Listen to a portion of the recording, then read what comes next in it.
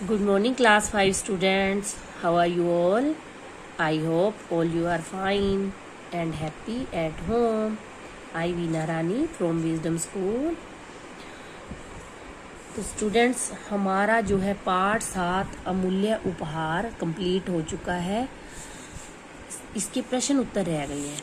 ठीक है, ये श्रुतलेख और शब्दार्थ मैंने आपको करवा दिए थे, लेकिन इसका PDF आज भेजूंगी तो आपने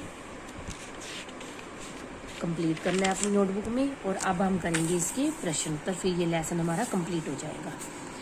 ठीक है, तो प्रश्न 1 है, पिंटू के जन्मदिन पर कौन कौन आए थे? पिंटू के जन्मदिन पर कौन कौन आए थे? उसके जन्मदिन पर बहुत से बच्चे तथा स्त्री पुरुष आए थे। उसके जन्मदिन पर बहुत से बच्चे तथा स्त्री पुरुष आए थे।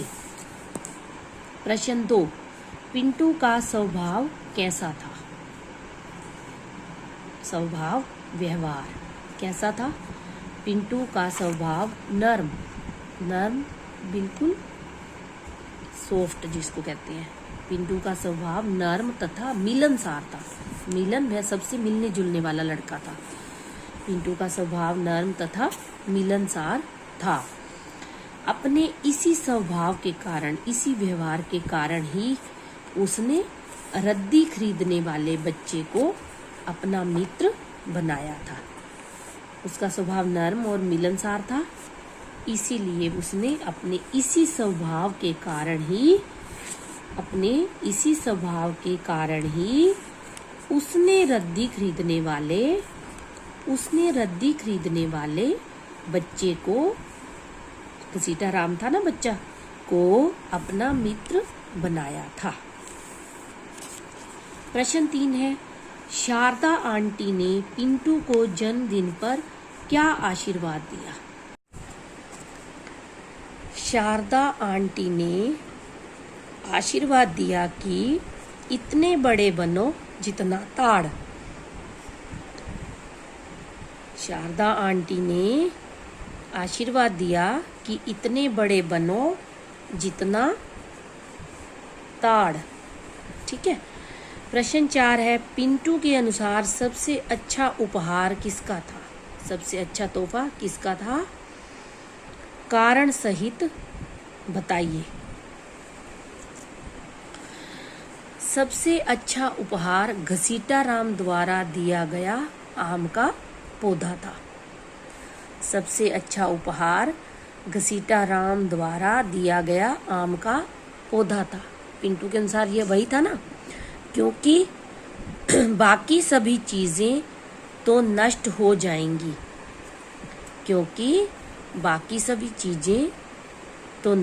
जाएंगी। लेकिन पौधा पेड़ बनकर जीवन भर चलता रहेगा।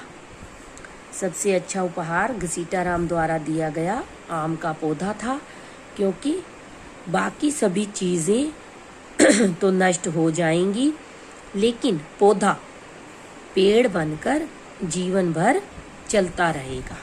तो वो सबसे अमूल्य उपहार था पिंटू के लिए। प्रश्न 5 है, पिंटू के माता पिता पिंटू और घसीटा राम की दोस्ती के विरुद्ध क्यों थे? विरुद्ध मतलब वो नहीं चाहते थे कि उनकी खिलाफ थे, उनकी दोस्ती के, मित्रता के। क्यों खिलाफ थे? क्योंकि वह रद्दी बेचने वाला तथा गरीब परिवार का अनपढ़ लड़का था। क्योंकि वह रद्दी बेचने वाला तथा गरीब परिवार का अनपढ़ लड़का था। उसके माता पिता चाहते थे,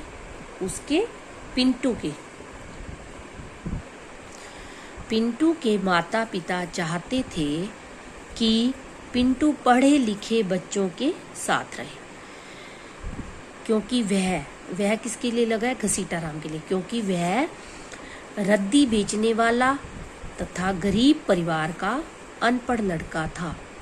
पिंटू के माता पिता चाहते थे कि पिंटू पढ़े लिखे बच्चों के साथ रहे, इसलिए वे उनकी दोस्ती के विरुद्ध थे। तो यही कारण था, वे उसकी दोस्ती के विरुद्ध थे। तो बच्चों आज हम प्रश्न उत्तर के साथ साथ एक काम और करेंगे, कहानी लेखन। कहानी जो है सुनना, सभी बच्चों को पढ़ना लिखना सुनना अच्छा लगता है ना। कहानियाँ अच्छी लगती है ना। आपने बचपन में भी अपने दादी दादा से कहानियाँ, मम्मी पापा से कहानियाँ सुनी होंगी। तो कहानी सबको अच्छी लगती है, ठीक है। आज हम कहानी लेखन, कहानी सुनना करना तो आपने किया ही है, आज हम लिखनी भी आनी चाहिए हमें कहानी। तो कहानी लिखने के लिए क्या क्या चीज़ें ज़रूरी होती हैं। कई बार तो हम चित्र देखकर भी कहानी लिख देते हैं उसके बारे में, लेकिन जब हमारे पास कुछ भी चीज़ ना हो, हमने अपनी तरफ से कहानी लिखनी हो, तो कहानी क्या करनी चाहिए, हमेशा जो है भूतकाल में लिखनी चाहिए। भूतकाल मतलब जो काम हो चुका है होता है। और कहानी में जो है वाक्य जो है छोटे छोटे होने चाहिए, और कहानी का अंत जो है प्रभावशाली होना चाहिए, ठीक है। तो आज हम कहानी करेंगे चालाक लोमड़ी, जो कि पेज नंबर 117 पर है, 117 पेज नंबर पर है। आपने इसको अपनी नोटबुक में लिखना भी है, लर्न भी करना है इसको। एक घना जंगल था, घना जहाँ बिल्कुल कुछ भी दिखाई ना दे, ठीक है। घना होता है कि पूरी वृक्ष झाड़ियों से वो लदा पड़ा हो, ठीक है। उस जंगल में एक बूढ़ा शेर रहता था, बूढ़ा जिसकी उम्र बहुत हो गई हो। एक घना जंगल था,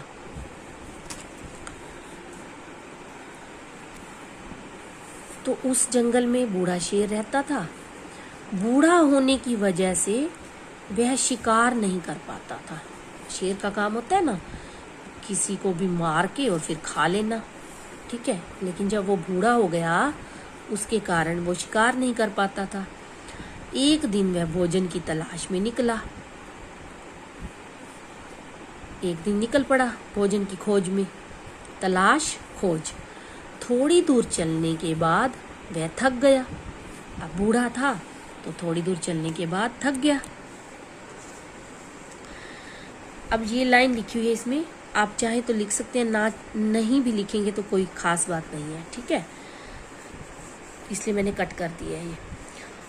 थक कर वह बैठा ही था, थक कर वह बैठा ही था कि उसने देखा कि थोड़ी ही दूर पर एक गुफा दिखाई दे रही थी। थक कर वह बैठा ही था कि उसने देखा कि थोड़ी ही दूर पर एक गुफा दिखाई दे रही थी। शेर ने सोचा कि इस गुफा में जरूर कोई जानवर आराम कर रहा होगा, इस गुफा में जरूर कोई जानवर आराम कर रहा होगा, मैं उसको मारूंगा और फिर खा जाऊंगा। उसने हिम्मत बटोरी, साहस किया, बटोरी मतलब लाया अपने अंदर, हिम्मत लाया और धीरे धीरे चलकर गुफा में पहुंच गया। थक भी गया था, बूढ़ा भी था, इसलिए वो धीरे धीरे चल रहा था।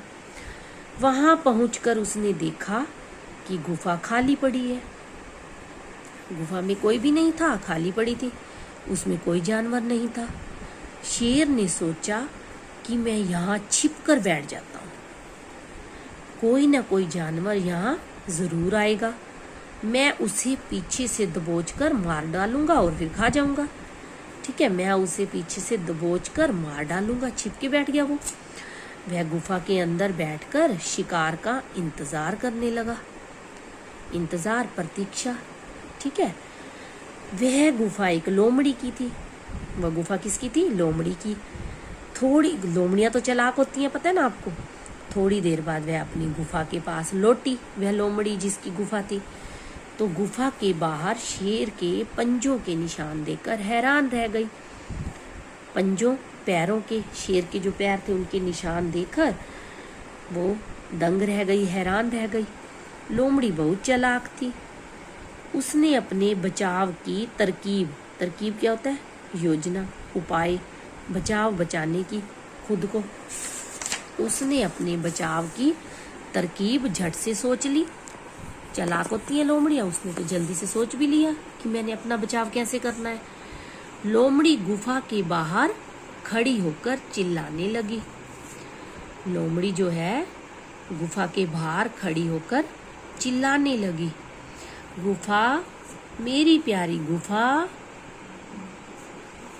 आपने ये वाले देखिए, गुफा के बाद विस्मयादिबोधक चिन्ह है ना, तो संबोधन के लिए लगाए जाते हैं ये, तो ये आपने चिन्ह भी जरूर लगाने हैं।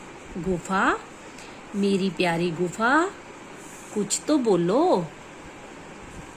मैं जब रोज तुम्हें पुकारती हूँ तो तुम मुझे जवाब देती हो। चालाक थी, उसने कहा कि अंदर कोई होगा तो वो जरूर बोलेगा। मैं जब रोज तुम्हें पुकारती हूँ तो तुम मुझे जवाब देती हो। आज तुम्हें क्या हो गया? मेरी प्यारी गुफा, कुछ तो बोलो। लोमड़ी की बात सुनकर गुफा के अंदर बैठे शेर ने सोचा कि यह सचमुच बोलने वाली गुफा होगी। वो भी ये बात सोचने पर मजबूर हो गया कि ये जो गुफा है सचमुच बोलती होगी। शेर मन ही मन योजना बना रहा था, उपाय सोच रहा था, तरकीब बना रहा था कि लोमड़ी जल्दी अंदर आ जाए। अब जल्दी अंदर वो कैसे आएगी? जब उसको जवाब मिल जाएगा तो वो जल्दी अंदर आ जाएगी और मैं उसका शिकार करके अपनी भूख मिटा लूंगा। तो वो योजना बना रहा था लोमड़ी जल्दी अंदर आ जाए और वह उसका शिकार करके अपनी भूख मिटा ले। शेर मीठी आवाज में बोला, आ लोमड़ी बहन, परेशान क्यों होती हो? अंदर आ जाओ, मैं तुम्हारा इंतजार कर रही हूँ। अब उसने ये नहीं दिखाया कि मैं शेर हूँ, उसने दिखाया कि मैं भी तुम्हारी बहन लोमड़ी हूँ, कि कोई और लोमड़ी अंदर बैठी है। मैं तुम्हारा इंतजार कर रही हूँ। शेर की आवाज सुनकर लोमड़ी बोली, मूर्ख शेर, तुझे शर्म नहीं आती? शेर की आवाज सुनकर लोमड़ी बोली, मूर्ख शेर, तुझे शर्म नहीं आती? तुझे इतना भी नहीं पता कि पत्थर की गुफा कभी नहीं बोलती? तू सच में बूढ़ा हो गया है, मैं तेरे हाथ में आने वाली नहीं हूँ। लोमड़ी तेजी से वहां से भाग गई। शेर जो है हाथ मलता रह गया, हाथ मलना पछताना, हाथ मलता रह गया। तो कहानी में अंत में शिक्षा लिखनी जरूरी होती है। तो इस कहानी से हमें क्या शिक्षा मिलती है? मुसीबत के समय बुद्धि से काम लेना चाहिए भी, मतलब वैसे तो हमें बुद्धि से लेना ही चाहिए, लेकिन मुसीबत के समय भी, मुसीबत संकट के समय भी बुद्धि से काम लेना चाहिए। तो कैसी लगी बच्चों आपको कहानी? अच्छी लगी? तो आपने अपनी नोटबुक में लिखनी है ये कहानी, पेज नंबर 117 पर है, और लर्न भी करनी है। आज एक चीज़ और भी हम साथ में करेंगे बच्चों। देखो, आप 5th स्टैंडर्ड में हो गए हो, ठीक है, बड़ी क्लास है, तो आप इतना काम कर सकते हो और एक दिन का गैप भी आ जाता है ना, आ जाता है ना गैप। तो आप बड़े बच्चे भी हो तो आपके लिए तो वैसे ज़्यादा नहीं है, एक दिन की छुट्टी के हिसाब से बीच में एक दिन का गैप आने की वजह से आज हम करेंगे निबंध लेखन। ठीक है, कहानी प्रश्न उत्तर कर लिए, हम अब करेंगे निबंध लेखन। निबंध का अर्थ क्या होता है? बंधा हुआ। निबंध का अर्थ होता है बंधा हुआ, तो जिसमें हम अपने विचारों को सही क्रम में लिखते हैं। ठीक है, ये अनुच्छेद से बड़ा होता है, अनुच्छेद छोटा होता है, निबंध जो है बड़ा होता है। 4th क्लास तक आपने अनुच्छेद किए होंगे क्योंकि तब क्लास छोटी थी, अब आप बड़ी क्लास में हो गए हो। तो अब हम करेंगे निबंध। आज हम करेंगे निबंध समाचार पत्र। ये पत्र नहीं है, जो हम लेटर जिसको कहते हैं वो चीज़ नहीं है ये, ठीक है, ये निबंध है। निबंध का नाम है समाचार पत्र, जिसको हम अखबार भी कहते हैं। ठीक है, इसका नाम अखबार भी है। तो समाचार अखबार जो है, अखबार का नाम है समाचार पत्र, लेकिन आप इसको वो लेटर मत समझ लेना। अब समाचार पत्र निबंध के बारे में लिखना है तो समाचार पत्र के बारे में मैटर लिखा जाएगा सारा। वर्तमान समय में, वर्तमान जो समय चल रहा होता है उसको क्या बोलते हैं? वर्तमान। समाचार पत्र की क्रांति लहर जो है पूरे विश्व में फैल गई है। समाचार पत्र जो है, अखबार जो है, उनकी क्रांति पूरे विश्व में फैल गई है। विश्व, संसार। नियमित रूप से मतलब डेली, नियमित रूप से, नियम अनुसार अखबार पढ़ना बहुत ही अच्छी आदत है। आप लोग भी पढ़ते हैं अखबार? नियमित रूप से मतलब कभी भी मत छोड़ो, हर रोज अखबार पढ़ना बहुत ही अच्छी आदत है। हम सभी को भी अपने जीवन में अखबार पढ़ने की आदत डालनी चाहिए। ये निबंध है पेज नंबर 124, 124 पेज पर है। तो हम सभी को भी अखबार पढ़ने की आदत जो है डालनी चाहिए। यह हमें आधुनिक तरीकों और परंपराओं के बारे में जानकारी देता है। आधुनिक जो नए, बिल्कुल नए तरीके जो होते हैं, और परंपराएं, रीति रिवाज जो है, उनके बारे में हमें जानकारी देता है। यह हमें विद्यालयों, स्कूलों, कॉलेजों, न्यायालयों, नीतियों, जो भी सरकारी नीतियां हैं या कुछ किसी भी नेता की नीतियां हैं, कोई भी नीतियां हैं, कार्यालयों जो दफ्तर वगैरह होते हैं, होटलों, ये मैंने काट दिया है, कोई जरूरी नहीं है इतना लिखना, होटलों और बाजारों में आने वाली अन्य नई चीजों के बारे में भी जानकारी देता है। अखबार से हमें बहुत सारी जानकारी मिलती है। ठीक है। समाचार पत्र लोगों की आवश्यकता और ज़रूरत एक ही बात है।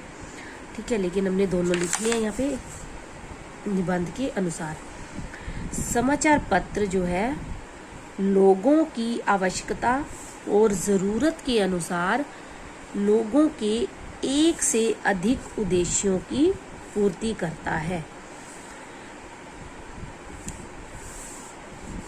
मतलब हमें समाचार पत्र में हर चीज पढ़ने को, देखने को, सुनने को पढ़ने को और देखने को मिलती है। वो भी छपे होते हैं, पिक्चर्स वगैरह, और जो भी हमें चीज, चाहे वो पढ़ाई से रिलेटेड हो, बिजनेस से रिलेटेड हो, ठीक है, व्यापार से संबंधित चीज हो, पढ़ाई से संबंधित चीज हो, दुनिया की जानकारी लेनी हो, जो भी हमें चीज की जरूरत है, वो सारी चीजें जो है हमारी कौन पूरी करता है? समाचार पत्र। समाचार पत्र बहुत ही प्रभावी और शक्तिशाली होते हैं। प्रभावी, जो अपना प्रभाव छोड़ते हैं, अपना, इंग्लिश में आप बोलते हो इसको इम्प्रेशन। ठीक है, बहुत ही प्रभावी और शक्तिशाली होते हैं और संसार की सभी खबरों व सूचनाओं को एक साथ एक स्थान पर देते हैं। यही बात मैंने आपको पहले बताई है कि हमें हर तरह की खबर मिलती है, पूरे संसार की हमें खबर समाचार पत्र में, अखबार में मिल जाती है। सूचनाओं की तुलना में इसकी कीमत बहुत कम होती है। अब जिस तरह से हमें हर देश विदेश की खबर मिलती है, सोना चांदी, सब्जियों की हर खबर जो मिलती है, उसकी तुलना में अगर हम देखें तो उसका मूल्य जो है, अखबार का मूल्य बहुत कम होता है। यह हमें हमारे चारों ओर हो रही सभी घटनाओं के बारे में सूचित करता है। यह हमें हमारे चारों ओर हो रही घटनाओं के बारे में, ये दोबारा हमें लिखने की जरूरत नहीं है, सूचित करता रहता है, सूचना देता रहता है। समाचार पत्र सबसे महत्वपूर्ण वस्तु है। महत्वपूर्ण, उपयोगी, जरूरी, महत्वपूर्ण, बहुत ही जरूरी, उपयोगी वस्तु है जो सभी धर्म, अलग अलग धर्मों के लोग होते हैं ना, हिंदू, मुस्लिम, सिख, ईसाई, हर किसी के जो धर्म, सभी धर्म, जाति, अलग अलग जातियों के लोग, जात जनजाति के द्वारा प्रयोग किया जाता है। यह हमें हमारे विद्यालय प्रोजेक्ट्स, जो हमने विद्यालय के, स्कूल के प्रोजेक्ट बनाने होते हैं, और गृह कार्यों को करने में मदद करता है। गृह कार्य, होमवर्क जिसको आप इंग्लिश में बोलते हो, यह हमें शोधों, शोधों क्या होता है, खोजे, शोध खोज, नई तकनीकों, जो नए नए आविष्कार हो रहे हैं, बाजार की नई नई टेक्नोलॉजी चल रही है, बाजार के उतार चढ़ाव, कि बाजार में कहाँ उतार हो रहा है, कहाँ चढ़ाव हो रहा है, कहाँ मंदी हो रही है, कहाँ तेजी हो रही है, और अन्य चीज़ों के बारे में भी जानकारी प्रदान करता है, देता है, प्रदान करता है, देता है। ब्रांड और भुगतान के अनुसार, ब्रांड और भुगतान के अनुसार समाचार पत्र और पत्रिकाएं, समाचार पत्र और पत्रिकाएं बहुत प्रकार के होते हैं। आपको भी पता है ना, समाचार पत्र कई प्रकार के होते हैं, जैसे दैनिक भास्कर, दैनिक जागरण, अमर उजाला, तो बहुत तरह के इंग्लिश वाले भी होते हैं। और पत्रिकाएं भी बहुत प्रकार के होते हैं, जिनमें देश विदेश की सभी तरह की सूचनाओं का संग्रह होता है, जिसमें देश विदेश, हमारे देश की भी और दूसरे देशों की भी सभी तरह की सूचनाओं, जानकारी जो है उनका संग्रह, संग्रह क्या होता है, इकट्ठा होना, एक संग्रह होता है। तो बच्चों, आई होप आपको समझ में आ गया होगा। आज का काम आपने ये कहानी और ये समाचार पत्र अपनी नोटबुक में लिखना है, लर्न भी करना है, और वो प्रश्न उत्तर भी लिखने हैं। Okay, take care. और अपनी बुक्स वगैरह आप PDF बना के भेज सकते हो चेक करने के लिए, जो बुक वर्क है और जो नोटबुक का वर्क है, मैं मिस्टेक्स को अंडरलाइन करके भेज दूंगी। ओके, टेक केयर बेटा।